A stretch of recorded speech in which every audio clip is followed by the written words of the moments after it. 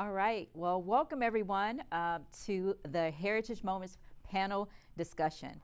My name is LaTosha Wilson, and I am the co-creator of Hip Hop HIITS, and I'm also a member of the Washington County Chamber of Commerce and a social media director here for the Black Advisory Business Council. Now, before we get started, I hope you guys have had the opportunity to see some of the ways that the Chamber has been celebrating Women's History Month through social media channels and through the Women's Conference. Now, what I would like to do as part of the celebration today, we are delighted to have three amazing women here today. They are professionals, and we are looking forward to hearing what they have to say. Now, we have reserved time for the end of the discussion for you to ask questions. So as you're listening to things, please jot those down and have them ready, because they are going to be full of a wealth of information here. So, but please hold all of your questions to the end, and if you're joining via Zoom, just please stay muted and raise your hand, use the raise hand icon to ask your questions. So, now that we have all of that out of the way, let's go ahead and get started. I'm really excited about this. So, with that, we want to introduce the panels. First, at the end here, we have Sharon Gary Smith. We have Dr. Gwendolyn Avington and Tamara Kelsey. And is it Tamara? It's Tamara. Tamara. Ah, yes. Tamara. Awesome. All right. Well, are you guys ready to get started? Absolutely. Ready? Yes, yes, yes. So for everyone here, let's start off with our first question. Can you share a little bit about what you currently do and a brief history that led you to this point? Wow. And let's start with you, Tamara. I'm Tamara. I am the founder of Mystic Purities, LLC. I, after being in the healthcare field for about 27 years, working in a high-stressed community, I needed something when I got home to relax and really ground and get rid of and wash off all of that stress of the day, so that it didn't reflect my family. I relied a lot on my crafting. We did a lot of camping and a lot of fishing, just spending a lot of time outdoors. And what led me to, becoming an entrepreneur for, and creating Mystic Purities is that my love of nature and, just bringing those products, but I wanted something that was natural, something that was healthy, something that was that didn't take away from the environment but added to the experience of your home. So I created, self-taught, how to pour candles, and I needed to add my own flair because, of course, I'm too big to fit into the box. So I was never meant to be in the box. So of course it has to be extraordinary and over the top, and with a little history and a little spirituality blended in with just an inspiring product. And I started making them for my friends and my coworkers, and they loved them. And so I opened up my little Etsy shop, not thinking anything of it. And it was surprisingly really successful.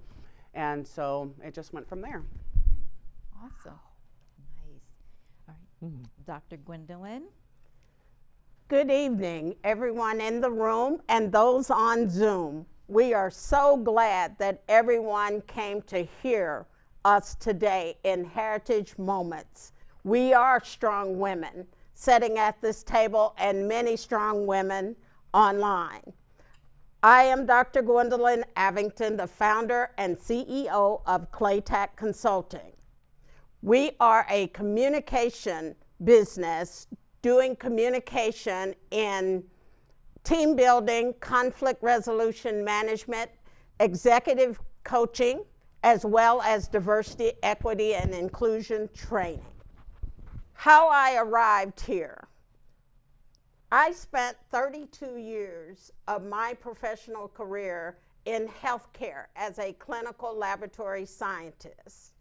I have spent the last 6 years as a researcher doing things in healthcare such as pediatric epilepsy, also looking at why there is a deficit in adoption of patient portals, also communication. My most recent article published in a periodical was in May of 2022. It was in the journal and entitled Digital Communication and Entrepreneurship in the Wake of the New Normal, because we had to learn how to communicate with each other again and communicate in a different way. And that's where CLATAK Consulting was born, out of that need for communication. As I traveled around trying to figure out, I spent a decade on the road in the clinical laboratory as a scientist, working in hospitals, small, large, and medium size. But what I found in that space was that no matter where I went, there were these disparities such as access to health care, especially those that are underserved. I found that there were gaps in the services that were provided to those that were underinsured or uninsured. And lastly, I found that when you start looking at these disparities in mind, that the barrier ran deep and wide. So I went to my last contract assignment and finished it on December 2019. I came home pondering about all that I saw and said, what am I going to do about it? I was forced, in my opinion, to really put my money where my mouth was, because 3 months later, in March of 2020, we learned that COVID-19 was a pandemic, a health care emergency. And then I had to say, how can I be a part of the solution? What impact could I make with the things that I bring to the table? What are my talents? Where do I best fit? Communication was that space that I found was my niche, that I began to look around and say, how? And CLATAK Consulting was born at that time. Awesome. Thank you. Woo. I feel like I should That was get powerful. up. I know, very powerful. So, yes. Ooh. And now, I haven't met you. This is my first time meeting you. Yes, it is. Yes, Miss Sharon. So I am excited to hear, because I was reading through your bio and it sounds amazing. So I am interested in hearing in your own words who you are, what you do, and how did you arrive at this point? I am excited to say that I'm Sharon Gary Smith, Sharon Joy Gary Smith. I'm the eldest of the 4 little black girls born to Miss Bobby Lou Mosley Gary. She was an Okie from Muskogee, Oklahoma, but she said she was from Kansas City because she had been there. She's the baby girl, a spoiled baby girl of 5, and she was 2 years old when the family moved from Oklahoma to Kansas City. And my father, they're both passed, the late Frederick Douglass Gary Jr. He was a Tuskegee man, born in Hampton, Virginia, and he and my mother met here in the infamous Pacific Northwest because they heard the call, go west, young men, young women, go west. There's opportunity, you can make your way, you can contribute. They skidded to the border of Oregon and realized, not us. Right. And so I am the first of their 4 girls who were born in this land. My mother was supposed to be, and my sisters and I laugh about it, you know, in our community, my father had a government job, a good job, benefits, all of that. So my mother was supposed to be a leisure woman who'd lunch. My mother decided to be an agitator and an organizer. She got in the streets, she mobilized others, she protested the conditions in our schools in Portland, even though we 4 little girls were privileged where the principal and teachers and others didn't mess with us because my mother could show up at any time and walk the halls and advocate. My father could show up at any time and many parents couldn't. They were working jobs that didn't make it possible. So my mother began to organize. They asked her to join the March of Dimes, and my mother started having people protest the disparities that Dr. Gwendolyn has just spoken to. She raged against the systems that were inequitable, where the disparities were so great, and they passed that on to us. Since I'm the eldest, I drank it up with the night's dinner. If you would ask me what my parents said that set me on the road to racial and social justice, they said, never forget who you are and whose you are. That's not only my family, which was small, but it's the larger community. It's the African diaspora. It's all of the people who believed in and who infused us with a sense of ourselves. They told us, you're smart little black girls, which makes you dangerous. Dangerous only because dominant culture hasn't caught up with your abilities, with your skills, with your right to be in the places you want to go in. And then because we were vertically challenged, and I say that out loud now because that's my superpower, is I slip into places where people don't think I'm coming. I can't see over others, but I know how to maneuver to the front of the room. I know how to start the table by saying it starts wherever I sit. Ooh. And then I have a deep voice. My mother said you have a deep voice. They're not expecting that of girls, or maybe that was proper girls. So my voice never prepares people for this little woman's coming in here to shake up stuff. And so I'd like to think that my parents imbued us with a sense of social justice and racial rights, but we had to be responsible to go after it and to join with others to be able to build the kind of community and future that we all deserve. I am the product of Bobby Lou Mosley Gary and Frederick Douglass Gary Jr. Yes. Okay. All right. Wow. All right. So. All right. I apologize, but I didn't even mention that you are, what is he, former director of NAACP? Yes. Yes. I just retired. I'm semi-retired. I'm working on moving to retirement, but I came out of semi-retirement to lead the Portland NAACP.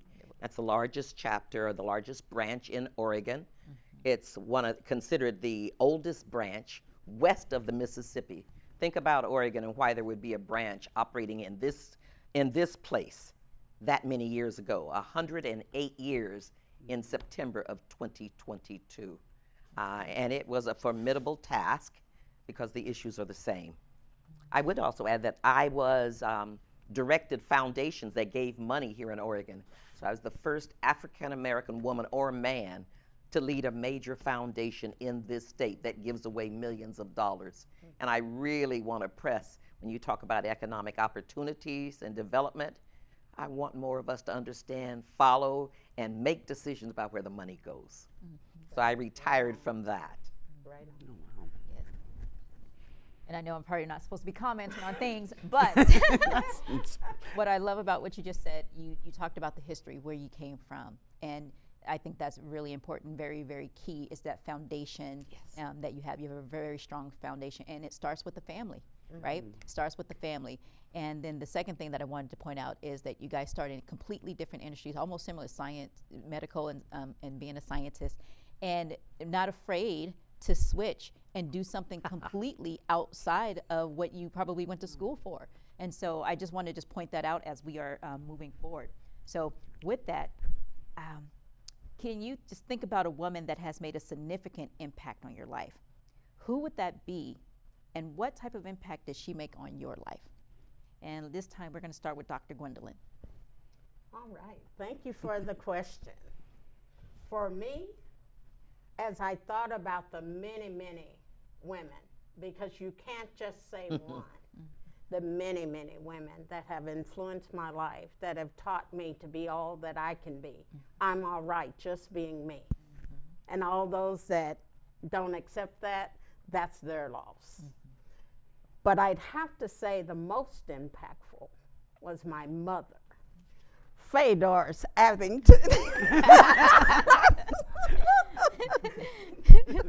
So resonates. She, and then the farm. The farm was incredibly important to who I am today. Being raised on a farm in Arkansas was the best thing that my now 94-year-old mother, who just turned that on March the 8th, that she showed us how to go about having leadership, project management, being able to effectively communicate. That's where all of that came from. And me, as a woman of a certain age, I now understand that that is exactly where it came from. You might say, how in the world a farm, how do you say a farm can be that impactful to what you're doing in business, to what you have become as an adult and as a professional? Project management, I mentioned. On the farm, we had various animals, cows and pigs and goats and all those things. And I often used to tell my mother she had 11 children so that we could all work that farm for them, because we would have to get up, feed all the animals, milk the cows, make sure the goats were wherever it was that they needed to be in the pasture, and do it all, get back home, get cleaned up, and ready to catch the school bus by 6:30 a.m. Imagine that kind of day. But it taught me a hard work ethic in doing that. It taught me how to manage the projects, because if you can imagine, you can't just say, oh, I'm gonna just go out there and do this willy-nilly. You had to have a process by which you followed to get things done. Leadership in difficult circumstances. I don't know how many of you in the room or on Zoom that have ever had an experience with goats. Goats are the most unruly of animals. I tell you what, you can put them in a pasture, and the next thing you know, and you look around, they've jumped the fence, and you've got to go put them back in there. But what that taught me, leadership with difficult people and difficult circumstances. Because had I not had that and just pulling my hair out from the goats, there are people, all of us can relate in this room. We've worked with or managed people that make you want to pull your hair out, just like the goats did me as a little girl. However, you can approach people in that way. What I have learned through that experience was, this may be a disruptive leader. And my goodness, these Gen Z people, many of them are disruptive leaders. But we, as baby boomers and others, we need to stop and listen. Because what I found is when they start speaking, or it looks like they're going against the grain, or look like they're being difficult, if you let them in and hear them and let them move the project, it becomes better than what you might have imagined in your mind. But back on the farm, that is where I got that from, because the goats prepared me for the Gen Zers. Okay. Effective communication. Effective communication. You imagine me and my siblings on the farm having to be able to get everything done and get things done on a timeline, and getting cleaned up and getting ready for that bus at 6:30. We needed to know how to communicate with each other. You got the cows, you have the goats, you go put that hay out, you go slop the hogs, and we'll meet back here at 6 o'clock, and then we'll go get ready for the bus. So when Miss Rena Hughes showed up, we'd be able to get on the bus and take off for where we needed to be. Imagine if my mother hadn't realized the value of raising us on the farm and what it would mean to us as we went on and built our own adult life, our own professional life. Imagine what that would have been like. I was well prepared when I left home to be a mother, to be a professional, to be adulting, and to be a business owner, CEO of CLATAK Consulting. My mother made me ready to take that leap. Yeah. Awesome. Okay, I know. The goats, that's going to be it's a different kind of goat. Yeah, That's a different kind of goat. The only goat. Hello, I have written myself a note, and that's not greatest of all time. Thank you. All Thank right. you. Wow. Miss Sharon, can you tell us about someone, a woman that was significant in your life and what type of impact that she made? Wow. I think we might have a theme, which is interesting. I'll be waiting to see that there's so many women that we talk about who've poured into us, who've offered to us, who we've observed and they didn't know. They were showing us how to navigate. But my mother, 5'2" Bobby Lou Mosley Gary, was the baddest, biggest person I knew in the world. My mother's way of walking tall and being short, of being no nonsense and telling me how you read a room, how you go in with an intention and you listen to others, but they do not stop you from making sure that you're thinking, particularly, and I must say, as a black woman in this society. What my parents taught me early on was how to prepare for and defend and deflect anti-blackness. Born and raised in Oregon, it gives you a certain sense different than in other places that I've traveled to, and I've lived in a number of other places, mostly majority people of color by choice.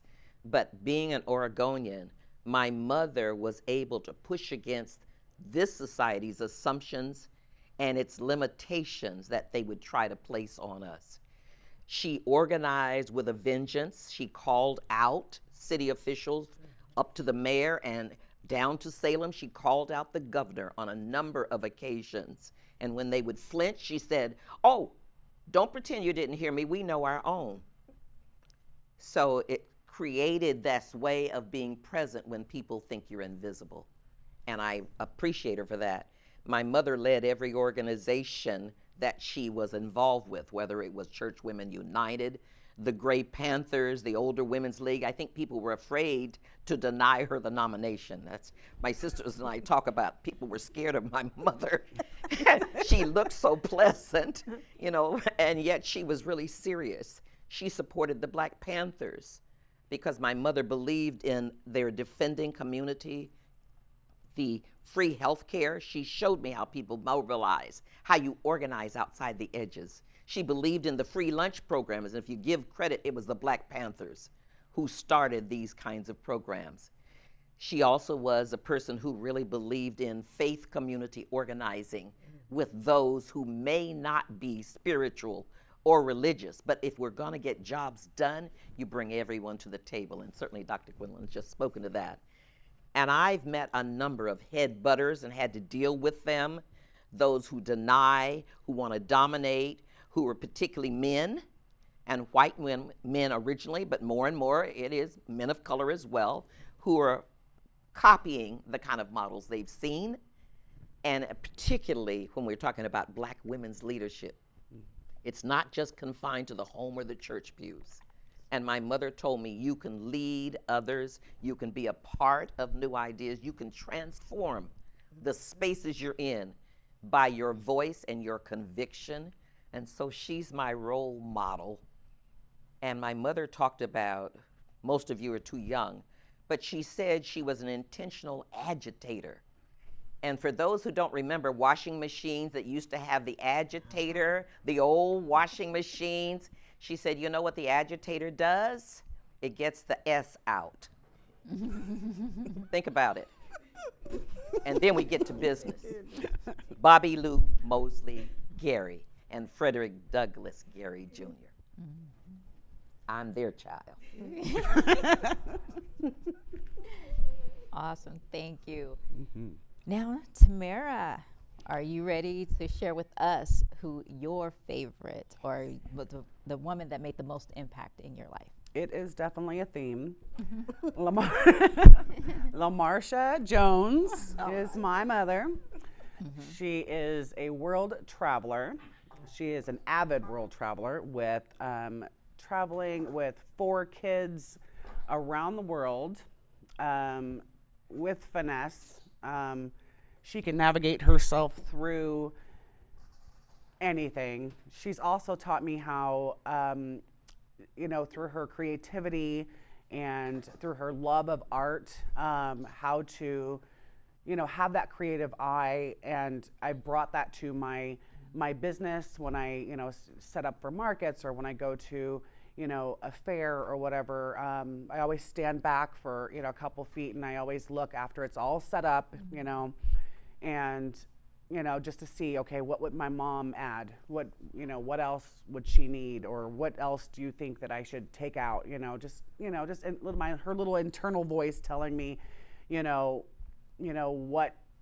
how to zhuzh things. And she's, awesome with silk flowers and floral arrangements, and just making a home. And she just always gave me that beauty of art and an appreciation of my own art. She's always been my I talk to her every single day. She is my consult. She's there, so I can just cry and she can just hear me. And her famous words are, just pray about it. Let's just pray about it. So, through some tough times and, through great times, she's always been there, and she's, just given me and shared with me that beauty of art and of being and of, spirituality and a family. And so it would be my mom. Yes. Wow. Yes. I love that. And just because I just want to jump on the bandwagon too, I want to share Tell us about your mom. My mom, because she is the reason why I am here, right? She did pass in December 22nd of 2014, but Hip Hop Hits, my business, is created because of her. And I said, even though I don't have her here with me, her legacy lives on. And I get the opportunity to meet amazing people, amazing women because of her, right? It's like I'm here because of her. Even though she's not here and you guys can't take the place of my mother, I wouldn't know you because I probably would be still in corporate America doing other things. And so I'm really grateful for what my mom has done. You talked about having things in order, and what it reminded me of is turning your home into an asset, right? You have all of these skills that you may not even be aware of that you have if you notice and you put them in corporate terms or technical terms. And if you take lessons that you learned on the farm or anywhere else, you can take that and you can apply it to business. So I wanted to just kind of circle back to that. Now we're going to move on to our next question, Tamara. Now, we were in a meeting last week. Was it last week? It was a couple of weeks ago. A couple weeks ago. We were in a meeting, and we were talking, and she did a shout out, and she said something that just caught everybody's ear. And then we went through, and she was our business for the month for the Black Advisory Business Council, and she sells these great candles because smells good, awesome, amazing. And then she said in 2021, you had sales of about 15,000. Then in 1 year, you went up organically to almost 6 figures. Yes. 6 figures. Yes. Can we get a round of applause for that? For us? Ooh. And so it's not like you invented some new techie whizzy They're candles. Not to put but it's like we want to know, candles. Right? Well, I'm just saying. Well, from an outsider, right? It's just like it's a candle, but they're like. So we want to know, what is it about your candles? What is it about you? What how did that happen? What do you think? Because we want to learn from you. Yes. Thank you for that question. Thanks for the applause. That was awesome. From the markets at first I started with just my little Etsy shop. Then I moved, and my daughter and son-in-law built me and helped me build a Shopify shop, which is all the way on, fully online. And then in December of 2021, my husband, we kind of went through a weird winter where it was kind of like, I was like, woohoo, we made 15,000 this year, and then what are we going to do this next time? Because there's so many things. I have so many hobbies, and there's, so many different products I want to add, but you have to concentrate on, and be, honing it in a little bit.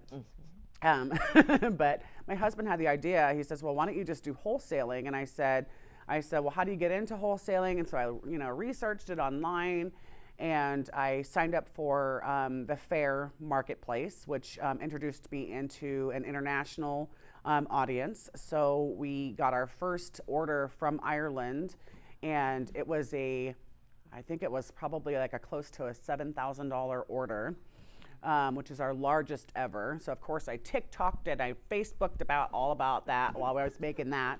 And then just recently we got one that was in Germany. So we're in two different countries internationally. And then my husband in December, back in 2021, started doing some organic reaching out, like through email.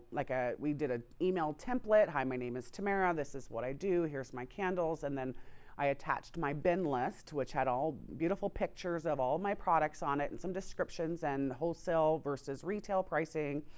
And then he just shot them out to, all the different companies that he felt, he kind of checked with me at first. Do you think this will work? Do you think this will work? And, and I'm like, yeah, just send them all out. I'm still busy making candles. And so he's shooting them out to everybody. If there's one thing about my husband, he is persistent. So by the end of that year, we are now, right now, we're in 39 stores, and one shop in Ireland, one shop in Germany.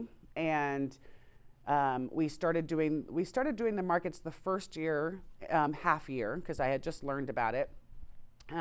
Was able to participate in Juneteenth for the very first time. Deanna from the chamber came up to me. She kind of approached me really quickly while I was, and caught me off guard. And so she says, you have to do Juneteenth. It's going to be great. We made over $1,200 in sales in like 4 hours at Juneteenth. And it was phenomenal. It was, they had the marching band. We'll go on to that later. But anyway, it was phenomenal celebration. Yeah. And we were really happy to be involved in it. And then, just doing the markets and doing some holiday bazaars. And it actually ended in November. I think the last one we did was My People's Market in November, because then we got, through the holidays, we got, COVID and the flu, and, so we missed the last month or so in the quarter, and yeah, we were close to six figures. We would have made it. We wouldn't have been sick, but that's what we did. We just pressed on, and I was on this Facebook group, and they said, and I was showing pictures. Everybody had to show pictures of their booths, and they were saying, oh gosh, that looks like a lot. You put a lot of work in your booth. And I said, well, I bring a lot of product, and I do a lot of zhuzhing, my mom would say, a lot of zhuzhing, because my profit margins are much bigger than the person that's next to me. I want to sell out. And so I'm bringing the product to be able to do that. Mm-hmm. And I want you to have an experience from the time you come into my booth to the time I'm packaging up your order, to the time you open it up at home. You're seeing my branding everywhere. Yes. Nothing comes out of the shop without our brand on it. Nothing comes out of, we did this organically. We didn't hire any marketing teams. We didn't, my husband did the outreach. My daughters showed me how to do my website, and I did, my 20-year-olds showed me how to do Facebook and Instagram. They're still teaching me how to do Facebook and Instagram. We've reached out into TikTok, and it's not a lot of that so much, but we're on a lot of really good platforms, and so that's what we did. Just hustled all year. Yeah. Hustle. Right. Yeah. Still hustling. Yes. Yes. And that's how we did it. And I was really surprised. I was like, woohoo! I kept looking at the numbers. Yes. Yeah, it was really nice. Well, a couple of things that I hear about what you said. You hustled. That means you kept your head down and you weren't worried about the results. You just kept working. Right. Number 2, teamwork. Having your husband there, your family there, again, back to the family, and not figuring that when you go out and you start a business, you don't have to have this. Sometimes people want their dream team, and I got to hire this person, I got to do this, and sometimes you just got to do that your family has to be kind of like the test pancake, right? Right. Kind of Right. thing. And the fact that you didn't have to, hire and spend money to get your name out there, you got your name out there organically. And so that is amazing. And then the other thing that I love about what you said is also the experience, right? Right. People want to experience, right? Absolutely. So it's not just, you said it's not just a candle, it's an experience. It's an experience. So, absolutely. Yes. All right. Now on to you, Miss Sharon. As I was going through your bio, I was really intrigued. As a woman, as mothers, we tend to prioritize prioritize everyone else over our own health. And in Seattle, you were the first Black woman to head a community health center in the Pacific Northwest. You also served as the first national self-help director for the National Black Women's Health Project. What is one health issue that you feel that really affect women in general? Jeez. I'm going to speak to women in general. I'm going to also nod to what Dr. Gwendolyn said. I did not go to school to study health or be a health scientist or researcher. But what I understood by my own experience is that health is both personal and political.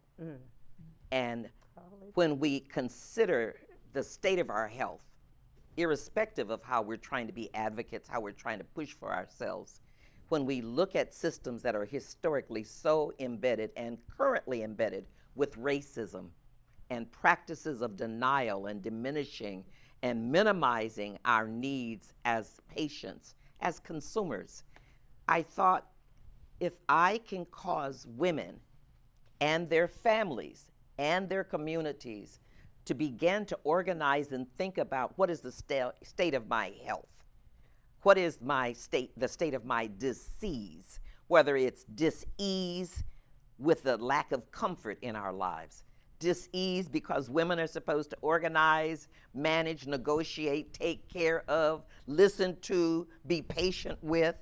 Again, the goats, they aren't the greatest of all time, Dr. Gwendolyn. We're supposed to be stalwarts. We're supposed to be unswerving, guiding. What about me? What about me? And if we talk about what about me, somehow that's considered to be less than appropriate in our role in society. Well, I think about the great writer Zora Neale Hurston, who, in fact, in her journeys in the South, talked about she was stopped and arrested by police because she crossed the street on the red light. When they asked her why, she said, I saw the white people crossing on the green. So I figured that one was for me. I raise that because if we never think as Black women, Black community, Black families, that we can create and craft our own sense of wholeness and wellness, given the trauma of racism and the impact on our lives and how we're so resilient. We keep coming back. We're survivalists, but we're also in the present moment. And I began to kind of think, and of course you never think that anybody else is thinking what you're thinking because we're all such special thinkers. I did not think when I looked out on the clinic waiting rooms and I saw young women with babies, far too young to be mothers, but you do not challenge the idea of a beautiful child who is coming into this world. How do you prepare the mother? How do you talk about health? How do you understand the lack of care and the lack of caring? I began to kind of reverse the way we chat and decide that women matter. Young women, older women. What about women who've moved beyond what we might call prime years, which is where I am now? And what about those women who are elders and griots and have so much to share? Those who are raised on the farm, those who are raised in the South, those who know about natural remedies, those who believe in, the pharmaceutical world that we're in now. How do you talk and balance and have agency in those places? Right. And so when I was doing these clinic education in the waiting room, when I listened to young girls giving each other horrible advice about how you mix the formula with Coca-Cola, I mean, things that you won't believe, but they were trying to share a sense of knowledge and expertise. I didn't interrupt them and say, you must have lost your mind. What we talked about is what you're trying to do is figure out how to feed your baby, how to mix the formula, and nobody told you. So why don't we have some sessions where you can each tell me, what do you love about being a mother? What's hard about being a mother? And here are some things around feeding and care. And we began to start these, and we taped them so that they could see themselves getting and giving advice. Then we went from them to the mothers, because the daughters, only children learn what you teach them or don't teach them. So for mothers who were scared to talk to them, for mothers who were fearful, I said, you've got to care for yourself and give that as an example. You've got to think about yourself first, which doesn't mean you're ignoring others. You know, men and children do fine with cereal for dinner. So you've got to get out of that really, and I want to talk about that sacrificing woman. We are always about community and family, but if we're not whole, if we're not well, if these health disparities, cancer, liver, heart, everything you look at, our numbers are horrible. The disparities between us and white women and even other women of color have not moved much other than to get worse. Pandemic worsened them. So I wanted them to understand the politics of who gets care, how skin color and zip code matter. And I wanted them to be organizing out of a sense of power. And I wanted their families, because they say when mama not happy, nobody's happy. And so I wanted women in the South cook and talk about that's all they could give their family was fried chicken and collard greens with pork and all. And I tried unsuccessfully for several years to cause them to stop putting fat back and pork in it. They said, who you think you are, girl? Because that was love.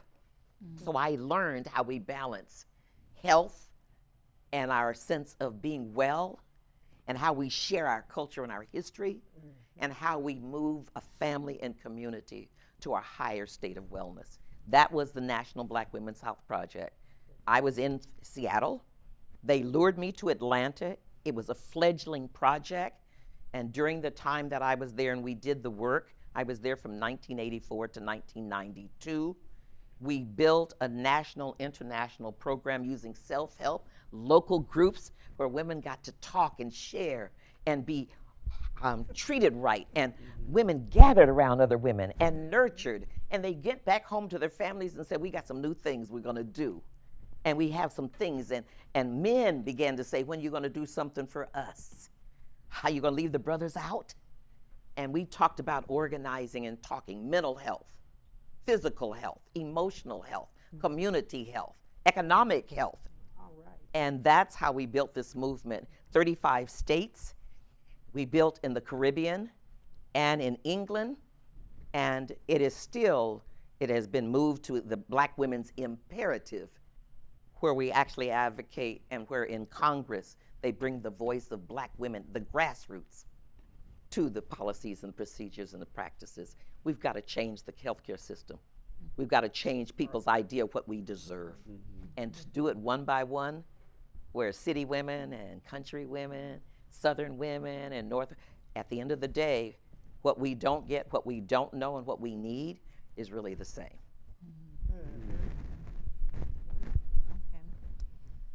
I'm going to go a follow-up question for you. So also, how did you teach your daughter to prioritize her health? My daughter was a guinea pig for a lot of the National Black Women's Health Project. She grew up in that. We needed young girls to tell us what you need and what you're thinking, what's hard about your life, how you're being bullied, or we needed them to talk to us, and we taped these conversations, or we really got in there. We struggle with how to be mothers that are not overprotective, but make sure that our children are safe. So my daughter was often a model for what you do and don't do in parenting. And she has a strong sense of herself. And so she pushed back a lot and said, this is what my peers and I need. You used to be a young person. You're not now. So let me tell you, they say, let me show you a few things. And that's what my daughter was able to do. We learned how to talk about, show me an example of a healthy, resilient woman. Show me a Black woman who gets enough rest. Mama, that's not you. Show me a Black woman who's always letting the burdens come on, how do you take some of them off? She's good at interrupting where I think I need to be because of sense of obligation, and she's living her life full agency. And you might be more interested in having her because the health and the conversations, we talked about everything. And part of being well, to me, is that we have to be able to answer our children, our daughters, and our sons. We have to prepare them to have a sense of agency about their life and their choices. That's sexual and physical. And if they ask questions, my daughter would ask and test me. You can go in a closet, you can hide in there, you can scream, why me? Oh, why me? You come out there still waiting for an answer. And I learned you give and you talk about and you model what it means to be healthy, physically, spiritually, emotionally, sexually. And interestingly enough, my daughter is a sexual health scholar, so you guys can call her in, where she deals with young people, deals with grown folks who don't know what they're supposed to be doing or what they think they're supposed to be doing. She talks about our society and the images of sexuality and how it's used against black people particularly, but it's the biggest seller if you watch Who's Trying to Be Like But Not Be Us. She talks about images and she talks about the power of controlling your own sense of yourself. And she is a sexual health scholar from the Morehouse School of Medicine. So she's got her own path and her own way, and she works with others. So you pass it on also, which is what every one of us got from our folks. Pass it on, pass it forward. Yes, Great. indeed. Thank you so much for that. All right, Dr. Gwendolyn, I love your name of your company. Can you share with us how you came up with CLATAK Consulting? Oh, I would love to. Just as Miss Sharon has discussed, she talked about legacy there at the end of her conversation and what she gave to her daughter. CLATAK Consulting is a family legacy business. The uppercase letters that you see in CLATAK Consulting are the first letters of the first names of my first 7 grandchildren. And I have to say it like that, and I'll explain why, but let me make sure that I get them out there. CLATAK, the C, Cameron, my firstborn grandson. Lachey is the L. Avery is the first A in CLATAK. Tasia is the T, beautiful girl that she is. Ali is the next A. And then we have Kingston, which is the K. And then I thought we were done. And then came Chad. My son thought that he wanted a basketball team plus. So then came Chad. And then I thought we were finished, but lo and behold, life happened, and a dilemma came in the name of CLATAK Consulting. My daughter got married and had her firstborn child. So my son had already done the CLATAK Consulting. What do we do with this child coming? They decided to name him Octavio. He was born on January 6th this year, so he's a little tight. But we thought, we could raise the O in consulting. Should we? Should we do that? Making sure that he doesn't think he was left out of this whole process. And then we decided, no, we were going to leave it alone because people know us as CLATAK Consulting. Some might ask, what is in a name? I would answer that as everything is in a name, because my company, long after I'm gone from here, will be the legacy that I leave behind for my children and grandchildren. My daughter, of which works in my business at this time, she holds a master's in forensic psychology, and she's about 6 months away from being a licensed professional counselor. So, follow-up question for you, Dr. Gwendolyn. What is the importance of knowing your why? Oh, LaTosha, I am going to try to stay within my little parameter of time because I can take an hour and talk about knowing your why. That's right. Knowing your why, to me, is the critical point between surviving and thriving. Mm-hmm. If you can identify your why, I know that when I wake up in the morning, it's because Jesus woke me up this morning. And I know my why is that I have a purpose in mind to serve him with my whole heart. Mm-hmm. That critical point. It's the same in your professional life, understanding and identifying your why. The why is the driver, because then it can help you to figure out your who, your what, your where, your how. Every day we have to answer those questions as we go along in our daily lives, whether it's in our business or our personal life. We have to figure it out. So the why is the catalyst. It lights the match that sends your life, hopefully, in a positive trajectory. Even when you're down and out, though, identifying the why. Why am I here? What is my purpose here? Why did they ask me to sit on this panel? Why do my children come to me and look to me? Why? And then it bleeds naturally into what? We are here to live until we die. Identifying the why, and that the importance of it will help you identify who you are and help you to walk forward in your own purpose that God put you here for. Okay, look, go ahead, clap for that, clap for that. You look, don't be acting like we can't follow that one. Oh my goodness, that's so good. Purpose, yes. Answer the okay, why and the let me stay focused here. Next question. Women, we all have a superpower. Yes, we do. So, what is your superpower, and when did you realize that it was a superpower? Let's see. When did you realize it was a superpower when you started using it in your business? And we are going to start with Miss Sharon. No, I'm looking at you. I know. I was waiting for her to say it. Who said age ain't nothing but a number? Okay. I think when I spoke earlier about, I recognized that my height and my voice were superpowers. People expected a little less because I was little then. People didn't think that I could operate in circles because I couldn't see above them. They didn't think about the fact that I'm very good at maneuvering to the front, because that's what you let little people do, right? Or children, which is probably more what they were thinking.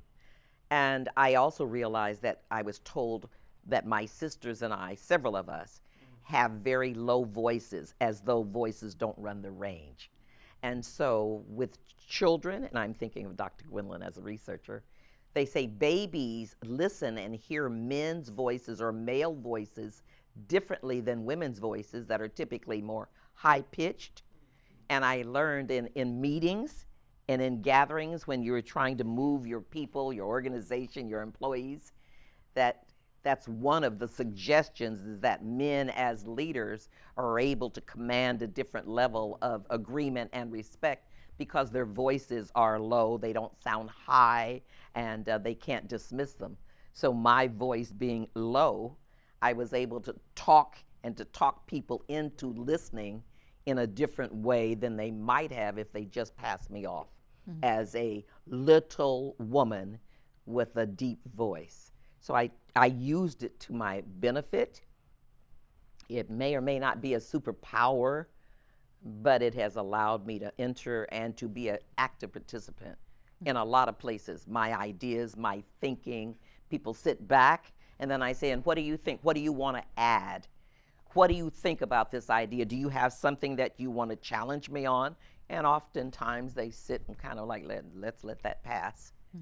And I think the other superpower is, as much as I talk and have ideas and am sparked and excited to engage with people and ideas, I'm also a very active listener. So I catch a lot. People don't think I'm paying attention in the ways that I do. Yes. Awesome. Thank you. With the deep voice, I just shared that with my oldest daughter. I told her, because when she gets, you know, the goats start hopping and jumping around, Yes. your voice starts to go up a couple of Yes. octaves. Yes. So what you have to do is learn to bring it down. That's right. And I've actually been watching YouTube videos how to get deep in the gut to just right. bring that down. And there's some truth to that, that don't let that nugget pass you by. And I remember, this is probably a little bit off topic, seeing Tyra Banks on, I think it was not America's Got Talent, one of those shows that she was on. I think it was America's Got Talent. And when she was on there, I was like, why is she talking like that? She was trying to bring her voice down as an announcer. So there is something to that if you want to be taken seriously and people to really hear you and what you are saying. It's a mom's voice. Yes, that mom's voice. Yes. No nonsense. No nonsense. nonsense voice. Exactly. All right. So Tamara, what is your superpower? My superpower is I'm fantastic. I'm Yes, I love it. I love it. That's my I'm an awesome manifester. I have turned my dreams and aspirations into fruition out of my garage in my house, from nothing. I have learned how to market. I have learned how to advertise. I have learned how to sell. I have learned how to collect. I'm an awesome grandma. I'm just really awesome. I love that. And to say it I'm just unabashedly. really awesome. Yes. I'm an awesome business owner, and I've really shocked myself, really surprised myself in the last couple of years that I'm really, really a powerful woman. And Really how often do we See? get to say that Right. Right. and say it unapologetically, Absolutely. and for people to hear it and not try to give you a but? Yes. It's black women. Say it out loud and say it out proud. Yes. And I'm not finished yet. Yes. All right now. Absolutely. And more to this do. is why you're going to go over 6 figures Oh, yes. and more. All right. Because, yes. right? That is the I'm goal. so That is the goal. What you guys can't see probably on Zoom is when she said that, how everyone here, especially the women, were like, yes, they were nodding in agreement. There was no one like, what do you mean? If you get a response like that from someone, cut them off. They are not your people. If someone is applauding you and Right. clapping for you, and when you say about the things that are good in your life, those are the people that you want around you. So yes, you are fantastic. High fives. All right. Thank you. Yes, yes, yes. Now, Dr. Gwendolyn, what is your superpower besides your powerful voice? And being fantastic. Let Yes. me throw on my cape. I am the connector in chief. My superpower is being a connector. I don't meet a stranger. And again, that came from home. Don't meet a stranger. You don't know. You have more in common with people than you have that's different. So every meeting, including this one, I brought this as a prop to show you guys I was not kidding. Every meeting I go to, I collect business cards, and I do them with intentionality because I may be in a store and someone needs a caterer. Well, you are all my brothers and sisters in business, thriving, and I want to help move you forward. I call that, when I'm talking, othering. If I'm othering and making sure that you make your way, vicariously, I'm going to make my way in CLATAK Consulting, because you're going to remember, oh, Dr. Gwendolyn sent me such and such. In this room, we have our fearless leader, Tetonian Wallace. He, I would say, is also another connector. He connected me with Barry, who is in the room, to talk about some information that I had that could help him go forward. That's what we do. When we think outside of the box and not just me and mine and I got to get mine, you're going to get yours. Just help somebody else along the way, and you'll see exponentially that will help you. I would bet Tamara, if she sits and look from her 15K to her almost 6 figures and think about the people she helped along the way, she'll be like, oh, I helped my daughter and I helped my friends and I did this and I did that, because it's that that makes you rise to the top. I am on my way, brazing towards excellence. And I believe that we can do that together. I say all the time in Toastmasters when I'm talking, in my regular life, we are in it to win it together. And I believe that. I live that. Because if I can help you, I'm helping myself just by those tenets and living those tenets. In the community, we have to function as one. Black people, white people, Hispanic people, whatever other nationality that you can bring to the table, we're all one. And when we start seeing how we can give somebody else a hand up, that is what that connection will do for us. Lastly, I want to say one of the things that rotated in my head when I looked at this question was in church, we sing a song where one of the lines is, give and I give it back to you. Pressed down, shaken together, and running over. And that's so, so, so true. Because when the time is right for me to arrive at them 6 figures that you're talking about, I'm going to walk in and possess the land because God already said I could have it. Okay. All right. There you go. Hey, enough yes, for I know. all of us. Look. Absolutely. Yes, indeed. More than enough. This for was all. so good. Before we get to the questions, I really want to go back and say a quick hello to Jelana. She was unable to be with us today because she was not feeling well. And Tamara, very last minute, today, right? Yes. Yes, found out that she was going to be part of the panel, and you did a fantastic job. Thank you. Yes, you did a fantastic job. And if you guys don't know, yeah, exactly, right? Because you are fantastic. If you don't know Jelana, you should. She has an amazing bake shop, a new business, and I'm just sure the stress of opening up a brand new business and just a lot of things and just, wearing many hats. She was just on the news. I'm just sure the stress of life has probably just got her little body's just worn down. And so we just wanted to say, again, back to that health. We wear a lot of different hats. And so we're just thankful that she could just take some time to rest. And we're thankful that you were here because I feel like we are just blessed. Whether Jelana was here or you were here, we just got a lot of resources. And that's the great thing about the Black Advisory Business Council. And I'm so grateful for it. So Thanks for having me. Yeah. So with that, it is time to let's take some questions from our audience. Does anyone online or in the room have any questions, anything that you heard or something else that you want to know about any of us up here? So. Is somebody trying to talk and who'll hear it? All right. We got a question here in the room. All right. Hello everyone, my name is Barry Johnson Smith. I want to say thank you so much for the wisdom you gave this youngin right here. Yes. I had a question, this kid is you, Ms. Sharon.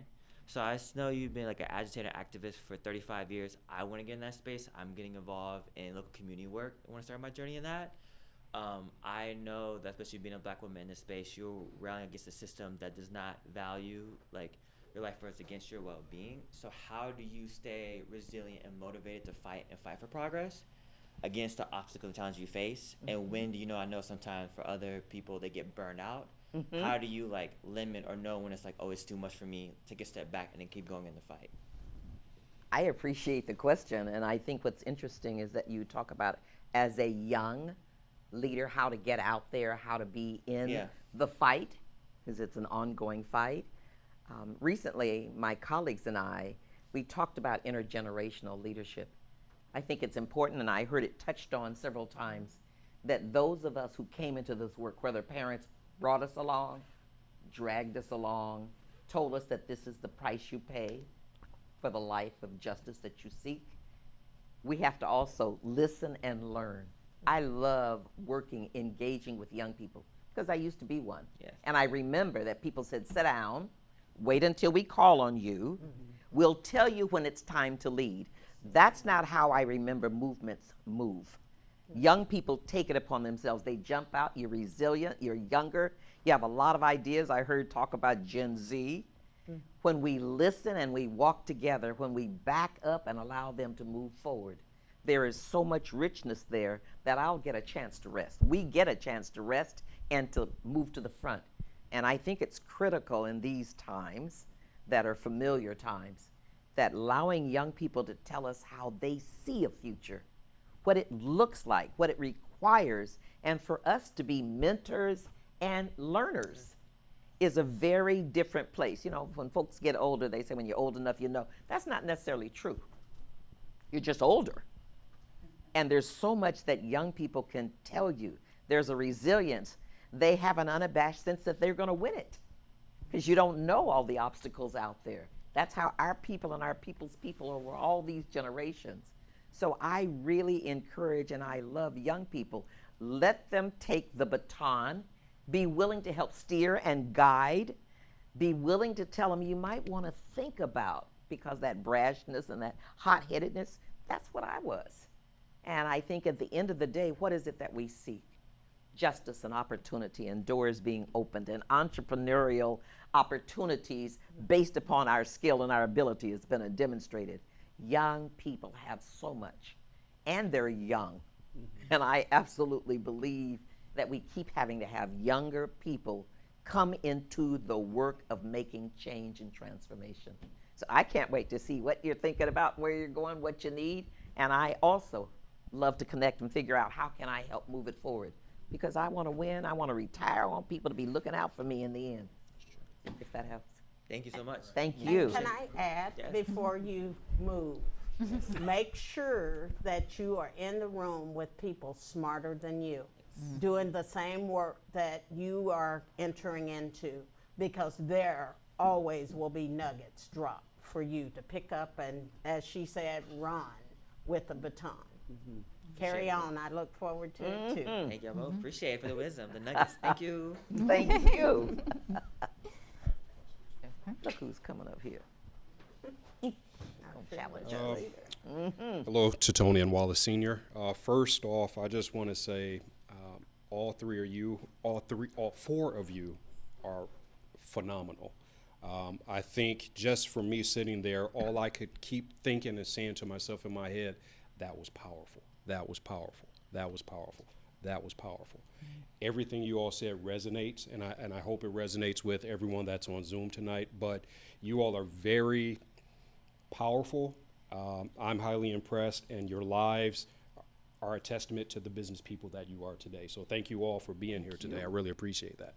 Now my question is a question to Dr. Gwendolyn, and it's about an aspect of your business that I know I'm not familiar with, and I'm really not sure how does it work dealing with crisis management, which is part of CLATAK Consulting.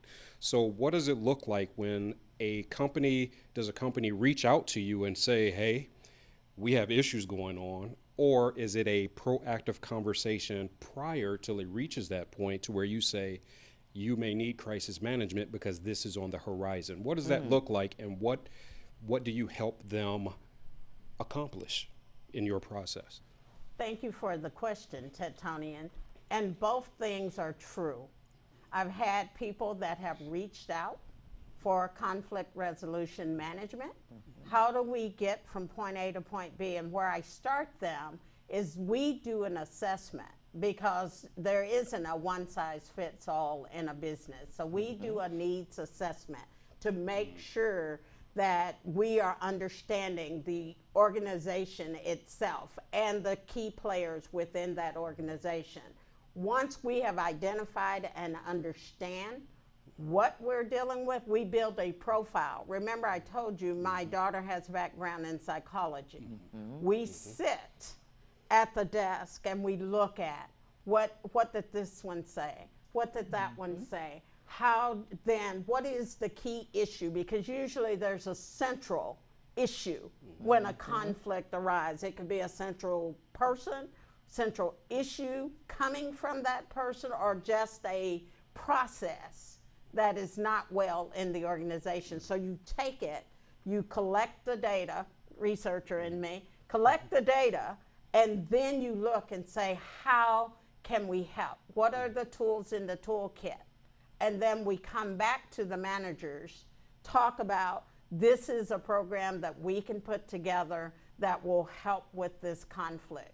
These are the things that we are going to need to do. Get an agreement, then go in and execute the plan. But our business is tailored.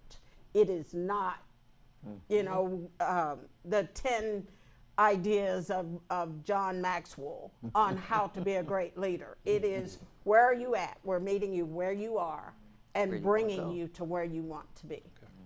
One client at a time. Well, thank you very much. I do have another question for Tamara. She don't even want to look at me now. I saw her flinch. No, it's pretty.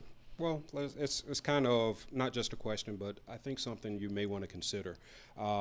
With the success of your business, basically in a year from 2021 to 2022, is that correct? Mm-hmm. Yes. Have you considered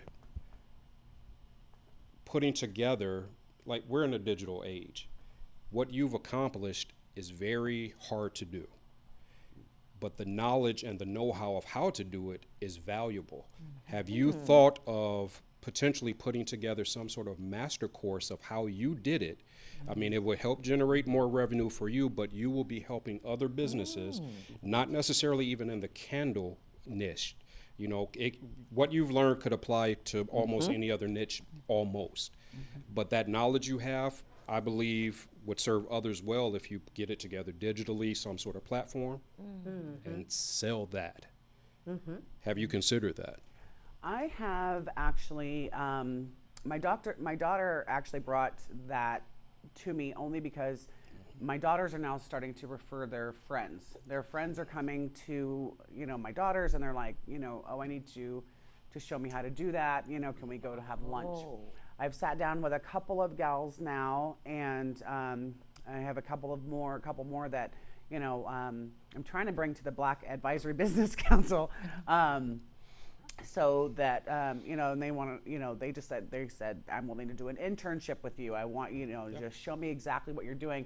The funny thing is that you really don't realize all the things that you're gathering when you're just kind of grabbing these little nuggets while, you know, you just learn what you need to learn to get over, you know, that hurdle. In talking and speaking with these women, I realized that it's a lot. It's a lot that has, I would have to sit down with you to see how to do that. I think that would be fantastic. I think that would be a great next step. My husband was always telling me that you have to have 5 facets of income. You know, everybody has to have at least 5 facets of income. I don't know where he heard that from, but he did. I have kind of kept that. So now we've got the retail online, and then we've got the wholesale, and now and the market. So that's 3. But yes, I need to take on some more. Yeah, that knowledge is an asset. That's I'm I ready believe you for can it. use that. So, I'm ready for it for sure. All right, my thank you. goodness. Thank you both. Thank you so much. Wow. Yes. I can't wait. Great idea. My niece, And Bobby. we at the Black Advisory Business Council can be your guinea pigs. Yes. Come on down. We're doing all kinds of mentoring. They could We're gonna actually, do yes, they could do online some screening. classes. They could do screening possibly and determine where people. Yeah. See, we could run with that. Okay. My niece Bobby, I hope she's watching this. She started doing soaps and oils, and it blew up. And she wasn't her 3 daughters, and she do pop-ups and things like that. There's a place where how do you manage this unexpected growth? How do you contain it? How do you keep your quality? It was almost like overwhelming. Right. She would be excited to hear and see your story and the purposefulness about it that we don't always think about because we're doing it. Absolutely. So I'm glad you asked that question. I'll be here. I'll drive out here each time to see you all. I'll be excited to share it. Over the Excited to river share and it. through the woods. Yes, because I need some help. Does anybody want to learn how to make candles? I'm just excited. Yes. What I love about that question, Titonian, is Ooh. you probably have heard, begin with the end in mind. And when you begin with the end in mind, you want to be able to, as you said, Dr. Gwendolyn, that to leave your legacy, right?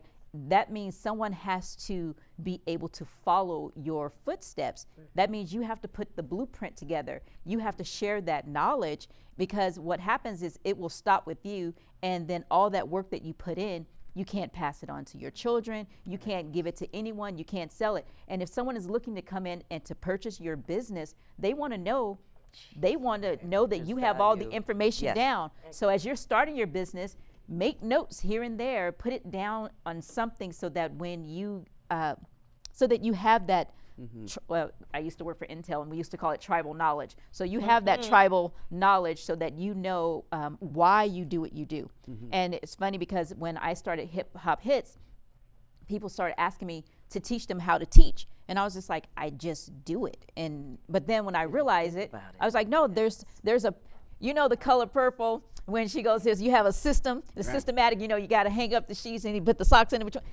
There's a system to everything that we do, and we don't know that we do it. Again, back in the home. So take those skills. It's intentional. Yes. Take those skills that you have. You have more skills than what you know you do. And you just put a cute little name around it, right? It's a framework around it to say, like, oh, how does this translate to corporate America? How does this translate to business? How does it translate to all those things? It means something. You do inventory. You got to make sure you don't run out of toilet paper. That's inventory right there, right? It's simple, right? It's simple, because who always gets upset when it's like, why would you wait till we have the last one? You need to let me know beforehand. Inventory at its simplest. The other thing is, you mentioned, someone mentioned being in the room with someone smarter than you. Don't be afraid. Don't be afraid. And that was my question, my follow-up question. How do you have someone who is young? And I remember walking to my first meeting at Intel, and they were talking, and I'm sitting there like, okay, I'm pretty much the only woman, only black woman in a room full of men, and I just was like, I felt like they were speaking a different language, but I listened, and I listened enough so that I could get the information. But how do you make sure that you don't feel inferior by being in a room or seeking out rooms where people are smarter than you? Because most of the time people avoid those rooms because they want to be the one in the know. Yes, I think that you have to move away from that self-image that we sometimes build up as young black girls. We're not good enough.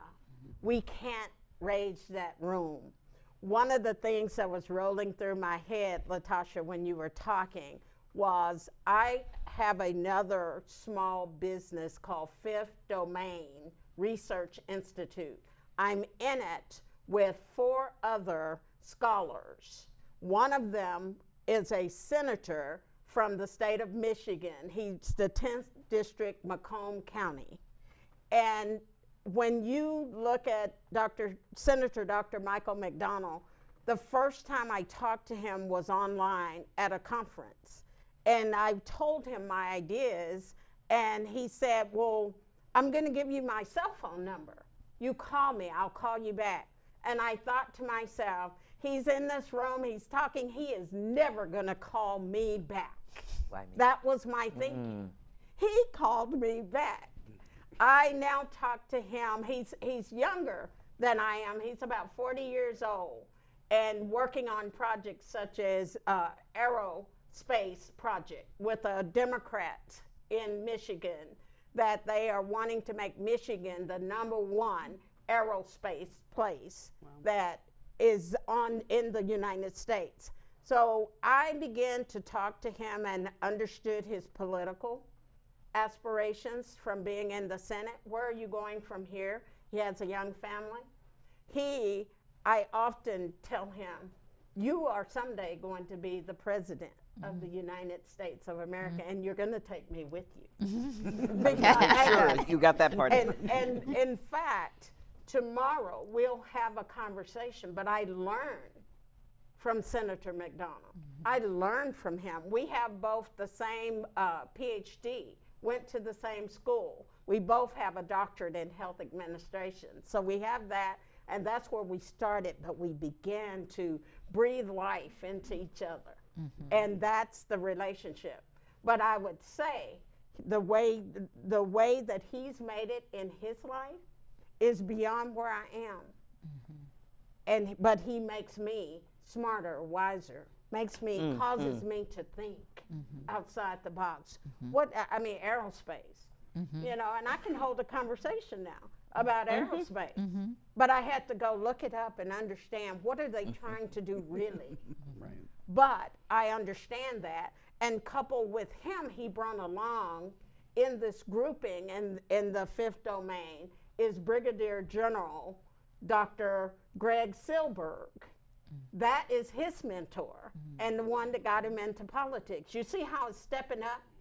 These are people that I might not have ever met had I let my little girl stop me in the room and say, oh no, I can't be in this room.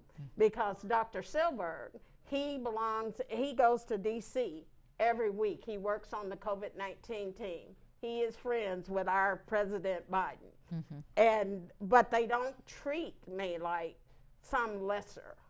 But I had to walk in the room and say, I belong here. I can be here. And that's the mindset.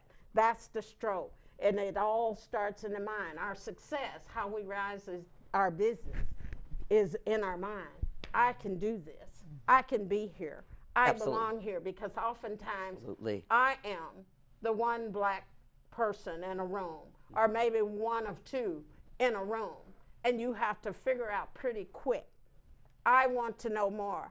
I want to be more. So who in this room, because I identify people when I walk in the room, who in this room is what I would consider the smartest person, and what person can I take something away from to put in my toolbox, because I'm growing and going. Yes, absolutely. And so, yes, give yourself permission to walk in that room and own it. I think what's important that you said that resonated with me also, it is not unusual for any of us to be discomforted in rooms and spaces in this state, in the cities in this state. We know the history of why Oregon looks like and is as it is. We know that it was supposed to be a place where people could escape from being in concert with us. And we know that the business, the corporate, and all those spaces are actually developed, and the dominant presence is not in support of us. Knowing that, going into those rooms, it says something about that room as a room that you're supposed to be in. That's the way I have always looked at it. I know good and well there's a reason that I'm supposed to enter the room based on what I do or what I'm going to be doing. I know that I have something to add to, contribute, or even lead on. It's going to take them a moment to figure that out. I'm not here by accident. And how we can kind of gird ourselves while keeping ourselves safe. I had to look at outside. Who are the folks I'm going to talk to when I start talking about this meeting, when I leave? Who are the safe sisters, brothers, mentors, others who I can share how hard it is to sit in these rooms, even if I know I deserve and belong here for the learning, for the new information, for the sharing, because often we are encouraged to be discouraged and leave the room prematurely. And I think I love what Dr. Gwendolyn says. You know, my parents told 4 black girls, you're smarter than they want you to be. You're smart enough to figure things out. They want you to be silent because they're not comfortable with what you have to say. They don't know you in these spaces because you've been blocked. But we expect you to go in there and be who you are. At that time, you're our girls. Never forget who you are and whose you are. And that was my talisman. That's what I held. There's a reason for you being here. And when I tried to be smaller, my friends reminded me, your being small does not elevate others. I was told, you take up too much space. You have too many things, too many thoughts, too many ideas, particularly white men. And I said, but you just repeated what I said. The only way it would get validation is to have someone else other than someone who looks like me repeat what I just said. I said, so clearly there's a purpose for me being here. Not nasty or arrogant, but I know what I know, and I know people, as Dr. Gwendolyn said, who know more. And they'll inform me, and I'll be back. That's not a threat. That's not Arnold Schwarzenegger. I'll be back. Right. Because I have a right to be here. Your being small does not serve anyone's purpose. Right. Yes. So one more question, Tamara. Okay. I got you. Okay. So networking. Yes. I want you to answer the question, the importance of networking, because for me, being part of the chamber has been amazing. And I'm sitting here with all of you, and someone walked into my class, they dropped a seed about the Rotary Club, and then another friend of mine contacted me, LaTosha, she contacted me about the Black Advisory Business Council. So that seed was kind of planted, so I was open to learning more. But what is the importance of networking? Because how did that play a part in you building your business at all, or was it just a waste of time? For sure, it helped. From even, just, I don't even know how we found out about the Hillsborough farmers markets at first. We actually started, this is probably how. So we started out, we were driving by on a Thursday and saw the Aloha farmers market, and we're like, okay, we should do our Aloha farmers market. Jumped in like in July. It was like at the end of the season. They were, open arms welcoming, and we were able to get our feet wet there. One of the vendors there said, you guys should go over to the Hillsborough market and do it over there. And then they also have one on Sunday at Orenco. And I'm like, Saturday and Sunday, but we did the Saturday, and it was like the best thing ever. And then one of the vendors there says, you have to do Tuesday night market. So we did all Tuesdays, and then they're like, oh, have you ever done the My People's Market in Portland? You should do the My People's Market. And I'm like, My People's Market? You mean you want me to go across the river? And so have you seen my inventory? So, so we went over to My People's Market, and that was huge and beautiful. And then I met Deanna over at the, at the Hillsborough market, and she said, you guys have to do Juneteenth. And then that's where I met Titonian and you guys. And so now we're in the, it's been a game changer. My husband said that, with me networking and talking with people, I'm much more open. I'm much more open because I am the tallest person in the room all the time. So everybody wants to come over and talk to me like I have something to say, but it's like, I'm really shy, I'm really shy. And so this has really helped me branch out and actually, meet more people and get more connections. I was able to do the Farm Fresh gift this last year, and that was awesome. And so, we've just really branched out, and it's all through networking. Absolutely. Absolutely. Did you? No. I was just applauding. Yes. She did the thing. Yes. We did it. We were hustling. We were meeting That's All right. everybody. We are Thank just you. about, we are out of time. We are out of time. And so I wanted to ask one more question, but we are out of time. But before we go, speaking of Juneteenth, it is coming up on June 17th. We will be at Orenco. It is our second annual event, one of the Chamber's signature events. And I have to say, last year, this is where I got a chance to meet you and Dr. Gwendolyn as well. I heard her speak. And I haven't been, after my mom passed, I haven't really been like too much in the holidays. Holidays is just like just another day. But that was the best holiday to celebrate. I had so much fun. It was so, oh my gosh, I can't even put it into words. You need to come out. It's on this side of the river in Hillsborough, which is amazing. And you look around and there's just so many people of color. I don't know you. I don't know you. I don't know you. Where have you been? That whole thing. And so we're just excited to have that event come on up. So, but from the bottom of my heart, thank you for allowing me to be the MC. Thank you, Ms. Sharon, Dr. Gwendolyn, Tamara, for all of your insight, your wisdom. You guys are so amazing. Please look them up on social media and all of those things, and just reach out, and I'm sure they want to connect with all of you. So with that, And thank you to the Chamber for hosting. Yes. Oh, Thank you to the Chamber for hosting. Thank you to our BABC members for being here. Thank you to guests. Thank you all you guys on Zoom. We would love your feedback. Make sure you follow us and let us know what you think, because we want to bring you guys more events like this. And if you found it very, very helpful, just let us know. Thank you and have a great evening.